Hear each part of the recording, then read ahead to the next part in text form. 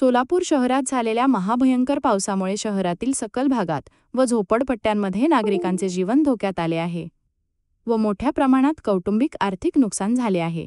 त्यामुळे झालेल्या नुकसानीचे त्वरित पंचनामे करावे व शहरातील सर्व झोपडपट्ट्यात आरोग्यसेवा वाढवावी, अशा मागणीचे निवेदन मी सोलापूर माझे सोलापूर परिवर्तन व विकास समितीच्या वतीने सोलापूर महानगरपालिकेचे आयुक्त यांना देण्यात आले आहे।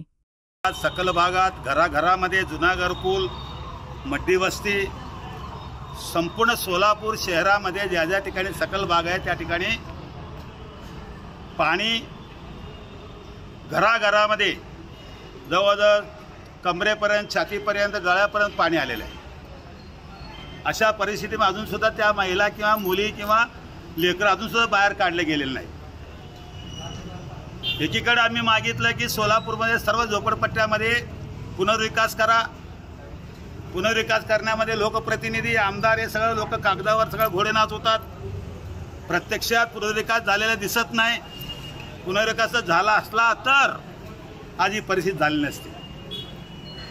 म्हणून माननीय आयुक्तांना निवेदन दिलं आमच्या महिला बीडी कामगारांच्या सर्वांसह काही कामगार या ठिकाणी कुंभारीमधून देखील आम्हाला मदत करायला आलेले आहे की या अतिवृष्टी झालेल्या परिस्थितीला तोंड देण्यासाठी समर्थ असं तुम्ही योजना तयार करा आणि लवकरात लवकर या संकटातून सर्वांना बाहेर येण्यासारखं करा।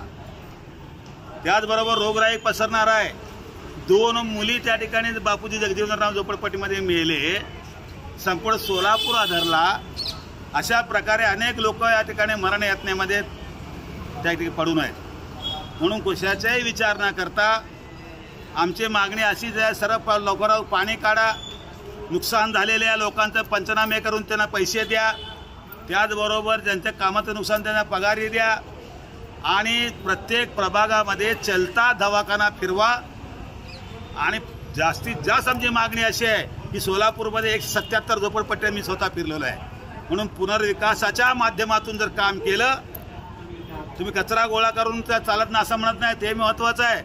कचरा, साफसफाई, स्वच्छता हे सगळं पाहिजेच आपल्याला, पण ज्या वेळेला असे संकट येतं अतिवृष्टीचं त्या तोंड देण्यासाठी आपलं सर्व शासन या ठिकाणी कटिबद्ध असलं पाहिजे।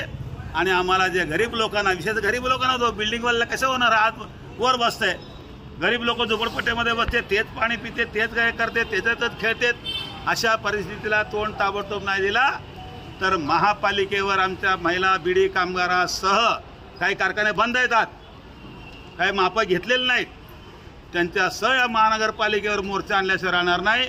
जय हिंद, जय महाराष्ट्र। चला, बंधुप्रेम न्यूज चॅनलला लाईक, सबस्क्राईब व बेल आयकॉन दाबायला विसरू नका। धन्यवाद।